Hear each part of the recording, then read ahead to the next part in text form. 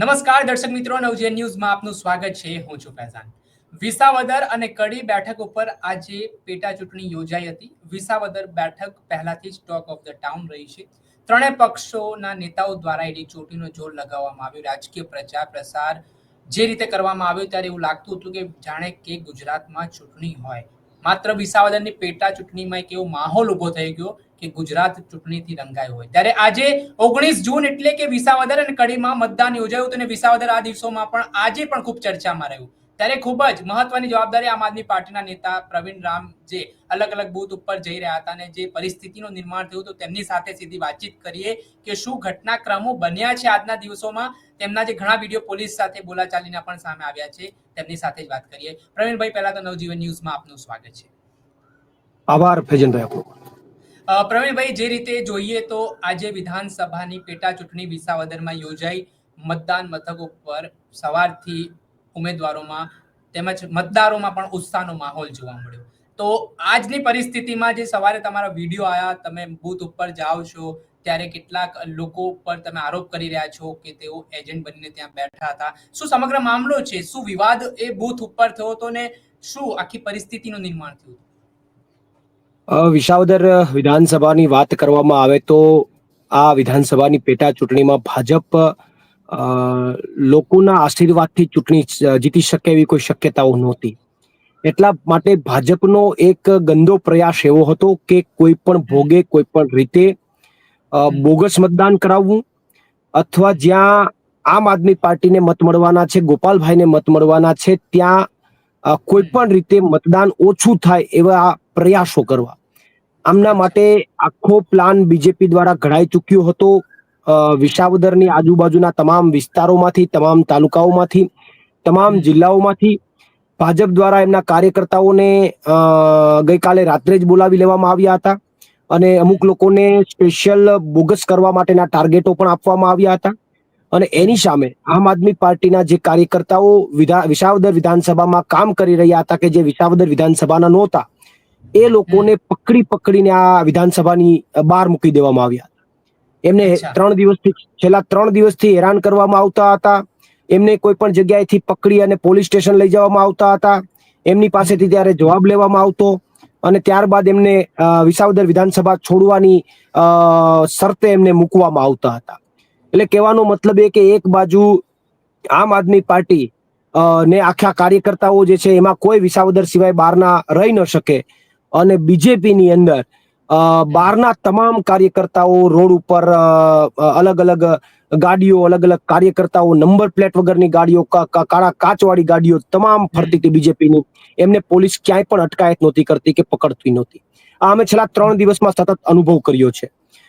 આજે સવારે જ્યારે અમે દરેક મતદાન મથક ઉપર જ્યારે ગયા ત્યારે ડુંગરપુર જે બૂથ છે ત્યાં અમને જોવા મળ્યું કે અંદર એમના તાલુકા પંચાયતના, બીજેપીના તાલુકા પંચાયતના સભ્ય સ્કૂલની પ્રિમાઇસીસમાં બેઠા છે અને ત્યાંથી જે કોઈ મતદારો આવે એમને બોલાવી અને એમને કાપલીઓ આપતા હતા અને ત્યાં ને ત્યાં એ બેસી અને બીજેપીનો પ્રચાર કરતા હતા. તો અમે ત્યાં જઈને એમને એ વાતનો વિરોધ કર્યો. વિરોધ કરવાથી એ તાલુકા પંચાયતના સભ્ય જતા રહ્યા, પણ 2 લેડીઝ ને એમને કામ સોંપેલું હશે, 2 લેડીઝ પણ એમણે એમનું કામ યથાવત રાખ્યું, ચાલુ રાખ્યું. એટલે ત્યારબાદ અમે પોલીસ પ્રશાસનને બાંધમાં લીધા કે તમે અહીંયા તમારી એમની બાજુમાં જ પોલીસ બેઠા હતા. તો અમે એમને કીધું કે તમે અહીંયા બેઠા છો ને તમે આવું કરવા દો છો તો તમારી જવાબદારી શું? એટલે લગભગ અમે અડધી કલાક સુધી અમારી રકઝક ચાલી.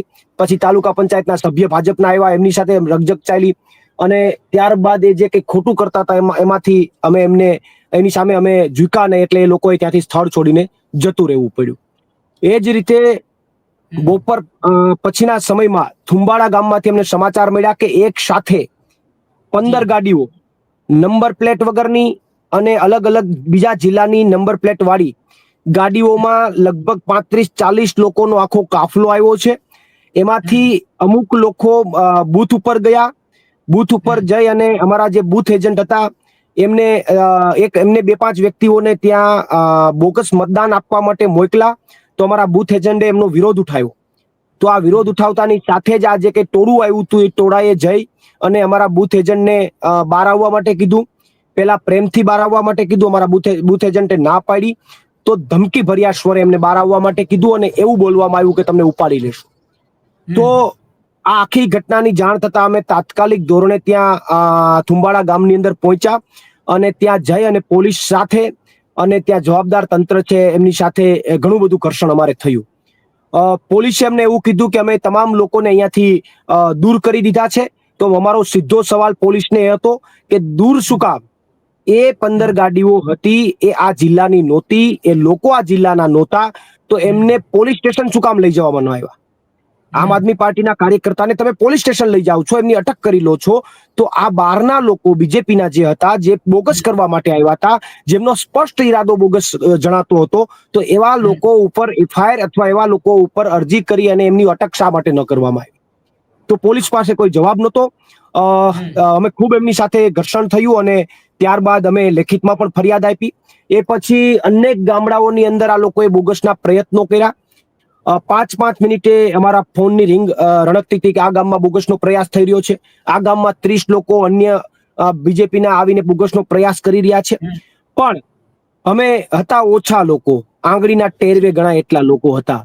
પણ છતાં જ્યાં જ્યાં બોગસના સમાચાર મળ્યા ત્યાં 10 મિનિટમાં અમારી ગાડી થઈ ગઈ. અમે એટલી તાકાતથી દોડી રહ્યા હતા તમામ અમારા આમ આદમી પાર્ટીના યોદ્ધા કે વિથિન 10 કે 15 મિનિટમાં અમે ત્યાં ટચ થઈ અને ક્યાંય પણ કહી શકાય ને કે મેગા હજી સુધી જ્યાં હું હતો, હું જ્યાં દોડતો હતો એમની અંદર ક્યાંય એક સાથે બલ્કમાં બોગસ કરવામાં એ લોકો સફળ થયા હોય એવું અમે સફળ થવા નથી દીધું. ક્યાંક 4-5 મતો નાખવામાં સફળ થયા છે, પણ બલ્કમાં અમે નાખવામાં એમને સફળ થવા નથી દીધા. અને ફરીથી જે થુમડા ગામમાં અમે ઘર્ષણ કરીને આવ્યા ત્યાં ફરીથી એ લોકોએ પ્રયત્ન કર્યો અને ત્યાં ફરીથી જઈ અને અધિકારીઓને દબાવ્યા, પ્રિસાઇડિંગ ઓફિસરને દબાવ્યા. તો ફરીથી અમારે ત્યાં જઈને ઘર્ષણ કરવું પડ્યું. એટલે આખો દિવસ બીજેપીએ સત્તાનો દુરુપયોગ કરવાનો ખૂબ પ્રયત્ન કર્યો અને સાથે અમે જે આ ઘર્ષણ કર્યું એને લઈને આખી એલસીબી પોલીસ અમારી પાછળ થઈ, અમારી ગાડીને ખડિયા રોકવામાં આવી, અમારી સાથે ઘર્ષણ કર્યું. તમે આમ ન કરી શકો, તેમ ન કરી શકો, એવી ઘણી બધી માથાકૂટો અમારે એમની સાથે થઈ. અને ત્યારબાદ અમે એમની સામે ઝૂક્યા એટલે અમને જવા દેવા પડ્યા. પણ અમારી સાથે સતત એક ગાડી 5-5:30 વાગ્યા સુધી રહી, જે અમારી પાછળ ફરતી. એટલે જે પોલીસ તરફથી રિસ્પોન્સ મળવો જોઈએ રિસ્પોન્સ આમ આદમી પાર્ટી કે વિપક્ષી પાર્ટીઓને નથી મળ્યો ને એવું લાગતું હતું કે જાણે કે બે પક્ષ, જાણે એક તરફ તો ભાજપ હતું, બીજી તરફ પોલીસ પણ હોય, એવી રીતે તમે સંઘર્ષ કરી રહ્યા હતા. જેમ કે આ સમયમાં ઇલેક્શનના સમયમાં પોલીસનું કામ હોય કાયદાની વ્યવસ્થા જાળવવાની, જે સમસ્યા હોય એનું નિરાકરણ લાવવાનું. પણ તમે જે આરોપ કરી રહ્યા છો તો એને કઈ રીતે જુઓ છો? કેમ કે આ સમયમાં રિસ્પોન્સ પોલીસનો ખૂબ મહત્વનો હોય કે બહારના કોઈ વ્યક્તિ આવે અને ખોટા મતદાનો કરે ત્યારે આ પરિસ્થિતિને અટકાવવામાં આવી જોઈએ. ચોક્કસથી પોલીસનો રોલ તો એ જ હોવો જોઈએ કે એના માટે બધા સરખા હોવા જોઈએ, તમામ સરખા હોવા જોઈએ. કાયદો એના માટે બધાને સરખો લાગવો જોઈએ. પણ એમની ઉપર જે સત્તાનું પ્રેશર હતું એટલા માટે સત્તામાંથી જે મેસેજ મળતો હતો એ મેસેજ જ એ લોકો ફોલો કરી રહ્યા હતા.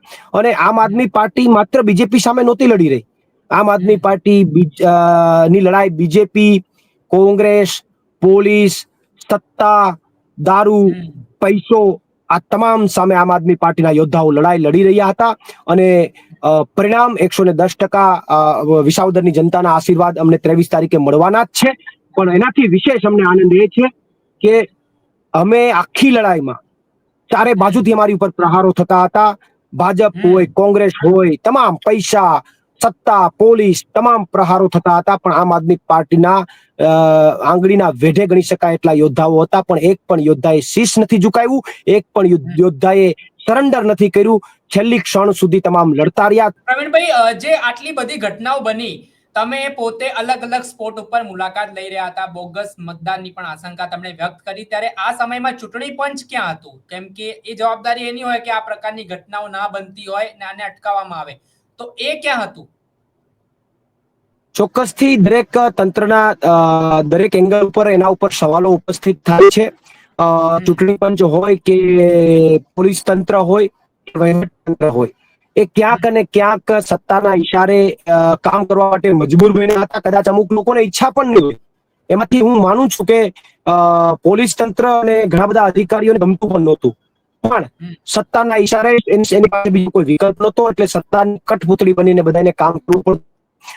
ઇલેક્શન કમિશનમાં ના અધિકારીઓએ પણ જે એમને કરવું જોઈએ કે જે તમારી સ્ક્રીન નથી દેખાઈ રહી, તમે અત્યારે કંઈક નેટ ઇશ્યુ લાગતું હોય તેવું દેખાઈ રહ્યું છે. તો આપે સાંભળ્યા, આ હતા આમ આદમી પાર્ટીના નેતા પ્રવીણ રામ. અત્યારે વિસાવદરમાં ટેકનિકલ ખામીઓ, જે નેટના કારણે ટેકનિકલ ઇશ્યુ હોવાના કારણે તેઓ વાત વધારે ના કરી શક્યા, પરંતુ જે રીતે તેમણે 9 મિનિટની અંદર પોતાની વાત મૂકી, સાથે આજે જે પોલીસનું વલણ રહ્યું, આજે જે ચૂંટણી પંચનું વલણ રહ્યું, તેની સામે પણ કેટલાક સવાલો તેમણે ઉઠાવ્યા છે. સાથે જ ગોપાલ ઇટાલિયાની જીતનો દાવો પણ તેઓ હાલ વ્યક્ત કરતા જોવા મળ્યા છે.